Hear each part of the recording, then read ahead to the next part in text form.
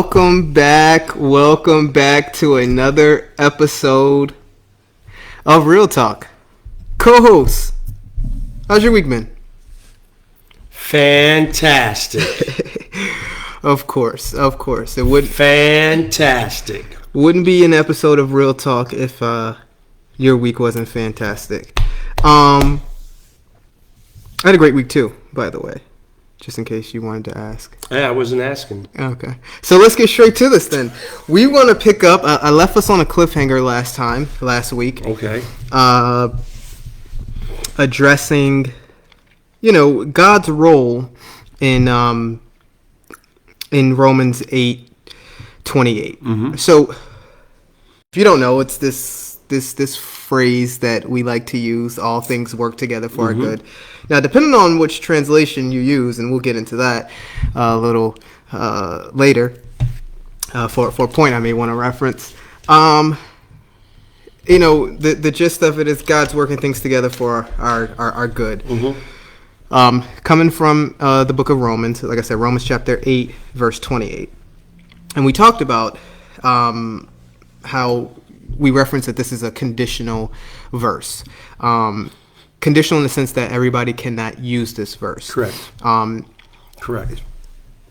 Especially since it talks about those who love God, and we would say that those that love God are referring to believers only, right? Not people just in deed and mouth saying that. Mm-hmm. So one, we know that that's conditional in that sense, but it's also conditional in the sense that the good that we're referencing, the contrast of that which the all things is happening is not self-inflicted things. Correct. Meaning we didn't create a sinful action, and then from the sinful action God then turned the situation around, and we're like, see, he worked it together for our good. And we used it was a good example that you used of a person who was in a marriage, has kids, got divorced in the marriage, and then from that he saw his kids more and he became a better father or whatever case may be. And then we're like, see, God worked that, right, together. And I recognized how much of a husband I wasn't, or how much, and I'm a great father now. So, and now I'm better. So God, he worked those things together for our good. Mm-hmm. What we agreed on was that while God has mercy in the situation, and while God may be helping that person understand things that went wrong, they can't utilize that verse that now that they've recognized the things Correct. that they did wrong, and now that's God working things right. together. Because then it would lead the person's mindset to believe that when we do something sinful, we can utilize this verse as, well, God's going to find a way to work it together Correct. for our good. Correct. Instead of recognizing other verses where we just reference God's mercies and understand that God can restore some things, but use the verses in their proper context. Correct. You want to know what the author is saying through that text. Correct. So I just want to recap everything, because I know pretty soon we're gonna have some disagreeing views. So I just want to make sure that we're good, that I didn't misconstrue any of your words yet, sir. This guy right here. So that's good so far, correct? Yeah. Okay. But what we left off of was we started talking about Joseph. Mm-hmm. Okay, we started to get into his story in Genesis 37, and then we started talking about in Genesis 50, his phrase of how, like, what you, referring to his brothers, like, did for like evil, God like turned it for good. But I went and I referenced something in Genesis 45 though, that had me thinking about how I'm going to interpret Romans 8. So would you rather me go straight to Romans 8 and interpret that, or go to Genesis 45 and then? Okay, let's just go to Romans. I want to go to Romans 8 because I think we have some disagreeing views of how we get to what you're seeing this text say. Like, I agree that it's conditional. I agree that we can't do self-inflicted things, do sinful things, and expect that this is God's doing, but I do have a question that we disagree on, I think, and that's where we left off at. So Romans 8, we didn't disagree. We disagreed when we left off last week. Yes, because I actually read Genesis 45 5, Okay. the verses in Genesis 45. We disagree on God's role in working things together for our good and humanity's role. Okay. All right. So Romans 8, 28, and it reads, like I said, and we know that all things work together for good to them that love God, to them who are the called according to his purpose. Then it starts to get into for whom he did foreknow, he also did predestinate to be conformed to the image of his Son, that he might be the firstborn among many brethren. Moreover, whom he did predestinate, them he also called. Whom he called, them he also justified. Whom he justified, them he also glorified. And so on and so forth. For me, Steve, when I'm reading this verse here in Romans 8:28 and then following it down with the other verses, I'm seeing God as the worker of all things coming together for our good, right? You would agree with that, right? That God is the one that's working things together for our good in Romans 8:28. Okay. And in that, from the text that I'm reading, and then I'm going to go to Genesis 45, I don't believe humanity has a responsibility in how this plays out. I believe that God, in this verse here, in Romans 8:28, about, and we know that all things work together for good, or in some translations, it says, and we know that in all things, God works for the good of those who love him, that because God is doing the work there, humanity is really not operating out of free will. They're just doing what God has already designed for them to do. Their will is not really there. They're operating on what God is instructing them to do. I know you're giving me a look in the face. I'm trying to figure out what you're actually trying to construct here, because what I'm hearing is the condition that this person might be in, right? Yeah, whatever they're facing that we Yeah. say is not self-inflicted. Correct. Let's say at your job, people are speaking evil down Whatever on that you. condition is. Whatever that's the condition. not self-inflicted. It's out of my control. I have no control Whatever it over is you're that. suffering. Yeah. Yep. And you're saying that God is orchestrating that. Yes, the condition. He's orchestrating the condition. He's orchestrating the condition so that things work together for our good. Not so much humanity's doing it. It's not so much that boss is speaking down on you and lying. No, God is making that boss do those things so that he can work things together for your good. So then you're saying what it says over in Romans chapter 9, that God hardened Pharaoh's heart. Well, in agreement with that as well. Yes. No, that's exactly what you're saying. Well, yeah. That Pharaoh didn't operate in a sense of his own volition to be hateful. Correct. Towards that, God put the hate in his heart to do these harsh things to Israel. So that in the end, though, the things could work together for Israel's good. So God creates evil. Wait, can we? And that God creates sin. I'm clarifying what you're saying. God creates sin. I don't know what you mean by the word create. Well, he creates in the heart of the person to sin without their volition. He's making them sin without their volition, because you just said he's creating that condition, not they themselves. That's what you're saying. So therefore, he's creating them to sin. Okay, can we go to Genesis 45? Oh, yeah, buddy. Dig your way out of this one. Well, dig your way out of this one. I appreciate the kind of thoughts you're creating, but I think you're strawing my argument a little bit. No, I'm not strawing anything. I'm asking clear questions based off of what you are framing, and I'm giving you that. And I think that I'm going to come back to your answer your question. Okay. So if we go to Genesis chapter 45, because this is where I really kind of started to think about give this thought. Yeah. And there's one other place too. But Genesis chapter 45, this is Joseph finally meeting his 45 what? 45 5 and 7.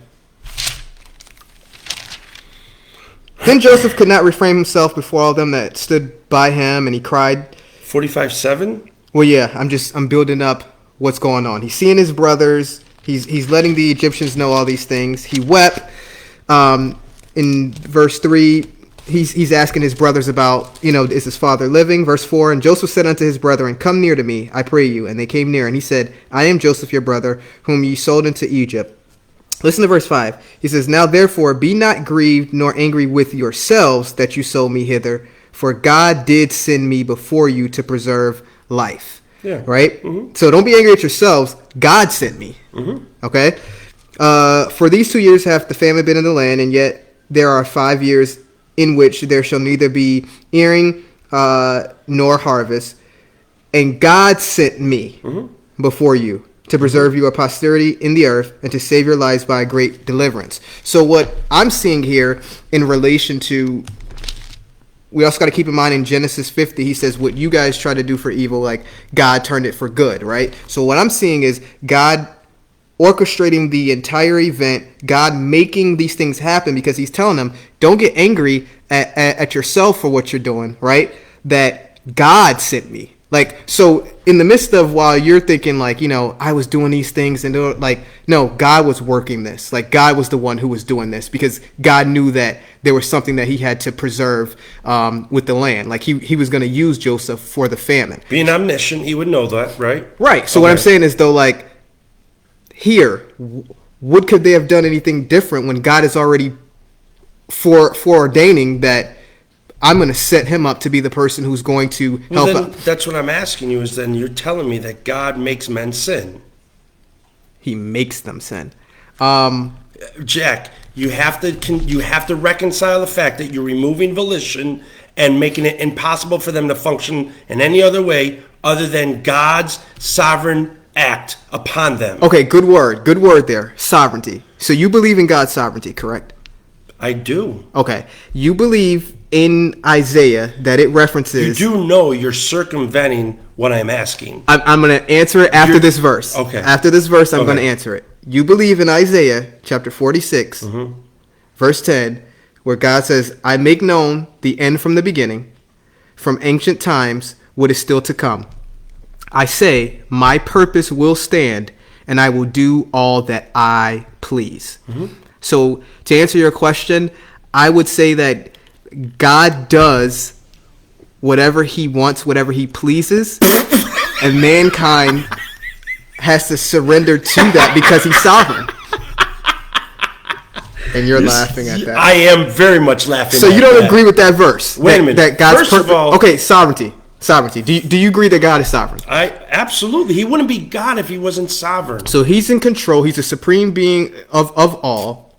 His plan stands. My purpose will stand. I will do what I please. Here, Joseph is sold. He's all these things like that. And he's telling his brothers, don't be angry at yourselves. No, God sent me. So to me, what I'm seeing is, in taking that with Romans 8:28, I'm seeing God working this together for his good. Therefore, God created all those situations. Work together for his good? It's always going to be our good and God's good. It's going to be God's good, but God's good is our good. So all things work together for the good of those who love him. Right? That's the verse. Yep. All things work together for good. Yeah, yep. But the good is God's goodness. And that goodness of God, which is, to me, it's that God gets glorified. Okay. So what I'm saying is, whatever the goodness is of God, it's going to be good for us as well too. But again, you're still what you're not doing, and all you're doing is layering more of this references of his sovereignty, but you're not extending it to the effects of what it has on man. You're still not answering the question that I asked. If that's the way you're playing this out, then what you're telling me is that God makes men sin.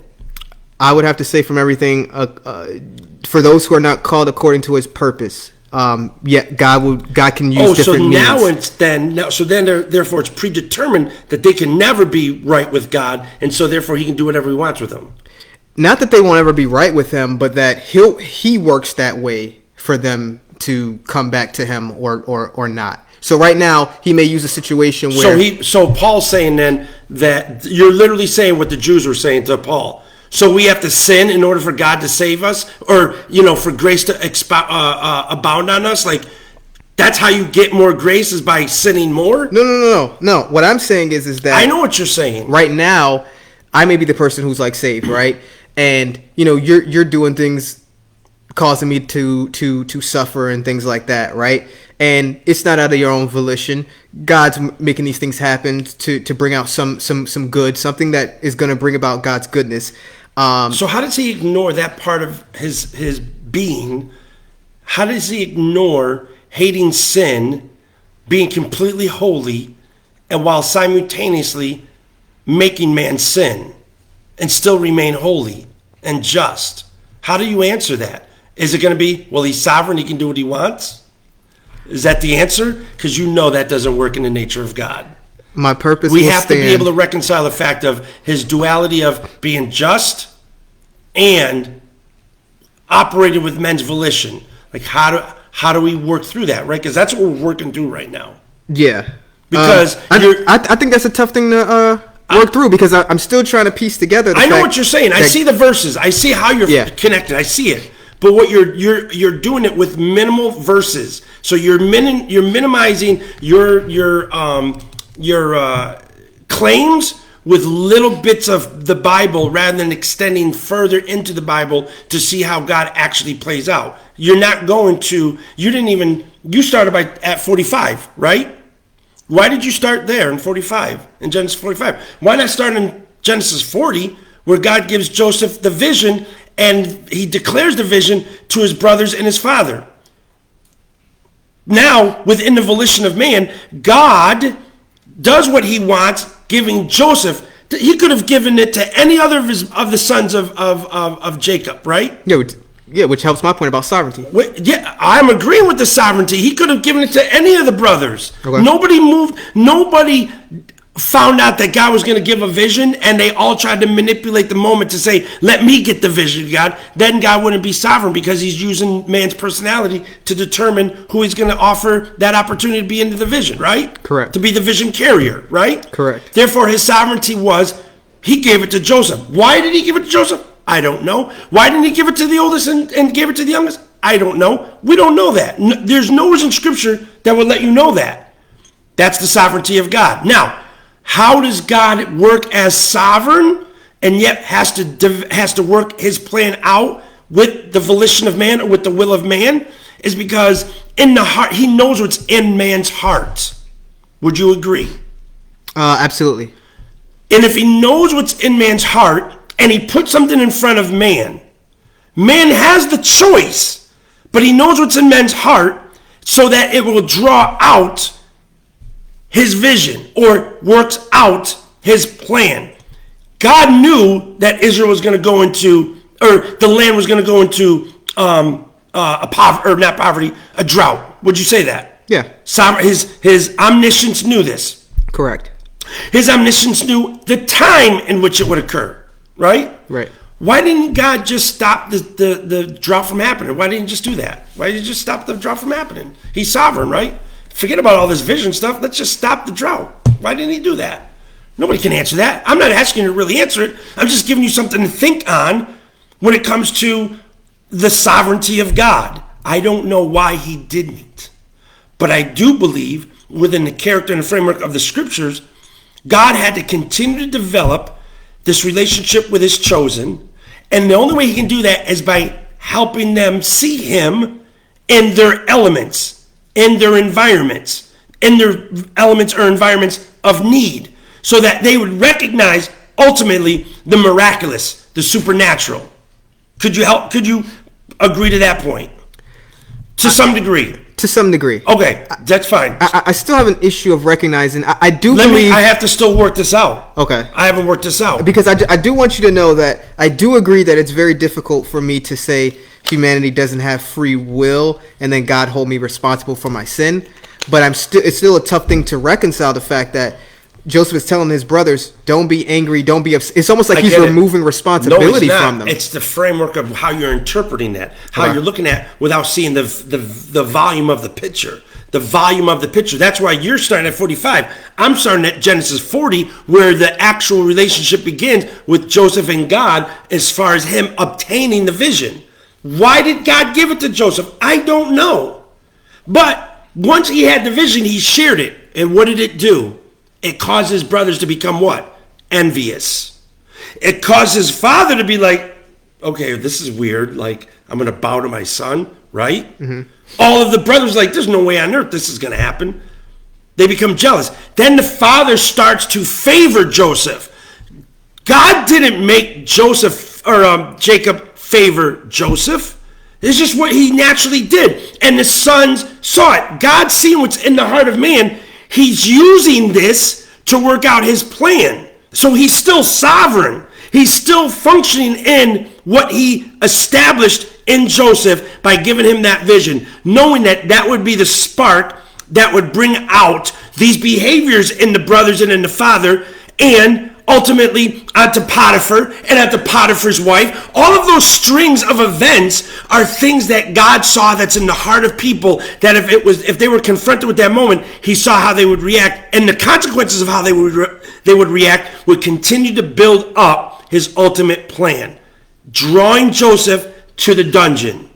And by being in the dungeon, it's there he has another vision. Why did God give him that gift?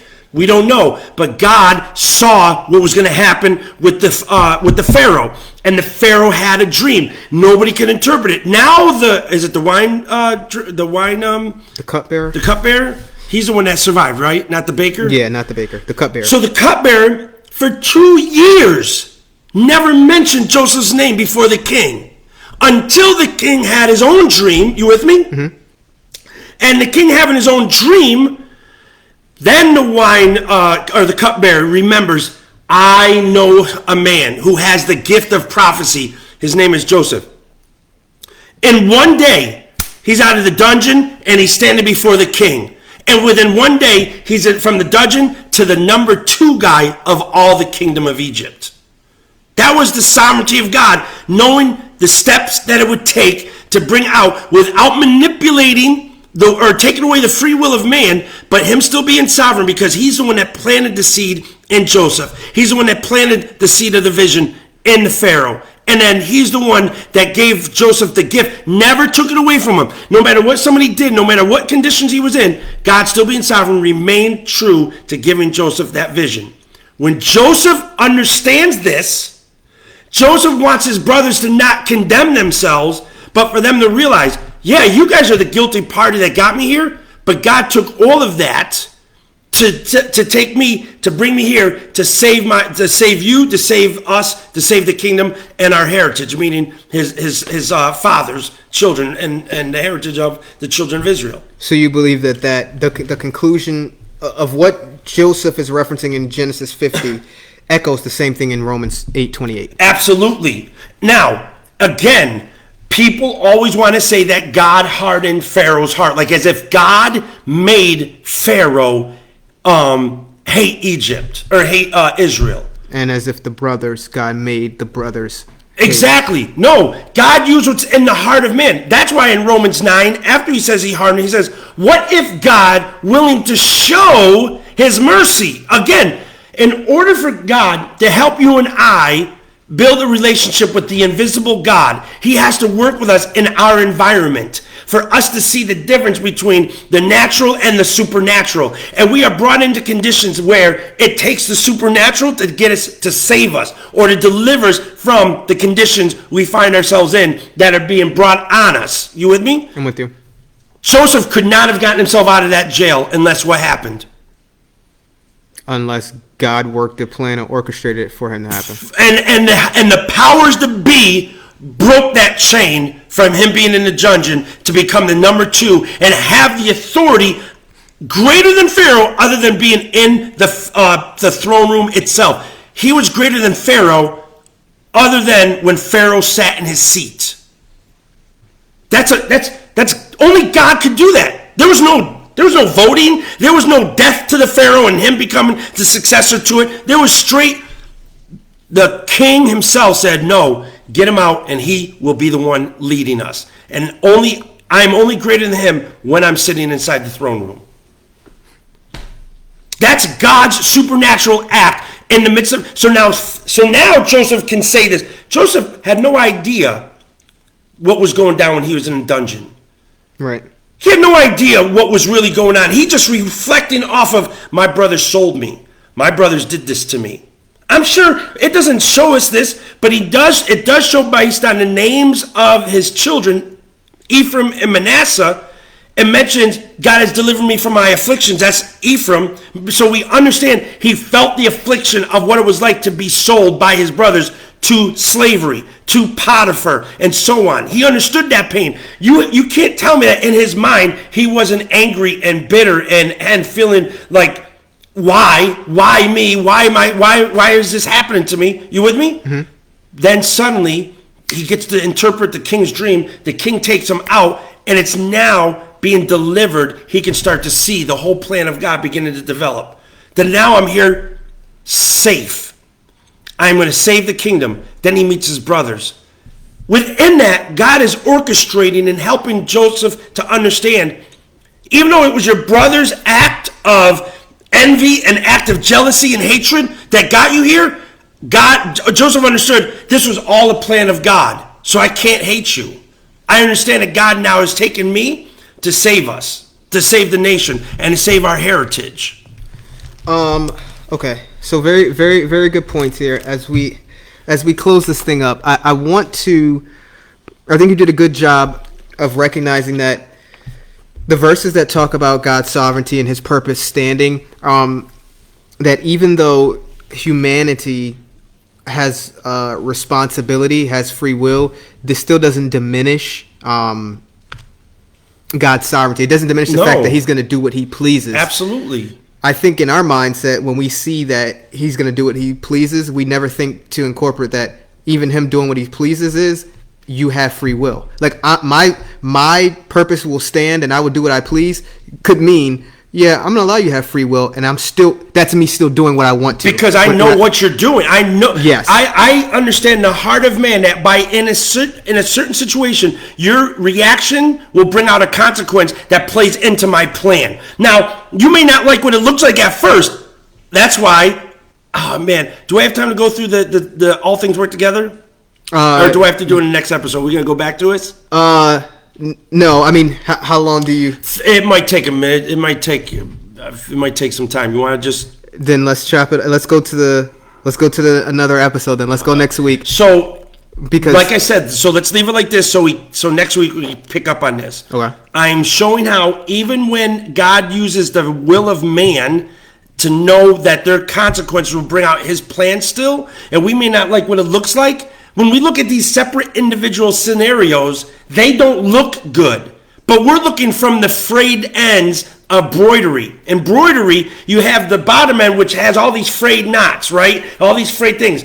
From the top, you actually see the beautiful picture. The artist of the work knows what each yard, each thread is doing. Even though with the underpiece you can't tell, but you flip it over, you see a gorgeous masterpiece. That's God with humanity. Underneath, we see all these frayed pieces. We see all these frayed knots of yarn, and we see different colors, but we don't see how the colors are coming together.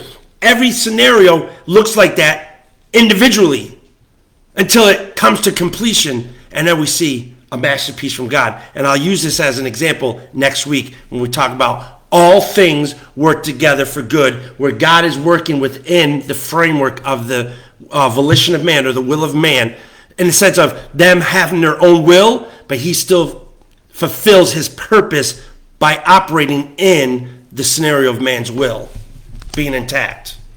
Well, make sure that you're on the lookout for next week's episode. Let's go. I'm ready. I want to do this right now. God bless. God bless. Thank you guys for watching another episode of Real Talk. Make sure that you like this video. Make sure you comment on the video, because we're checking our comments. Make sure you share this video. And make sure you go get one new subscriber to the Righteous Unity YouTube channel. We've been seeing a couple of subscribers in the last couple of weeks, so that's been great. Continue to get another new person to subscribe to the channel. And click the notification bell so you can know when the next episode is dropping. God bless. God bless.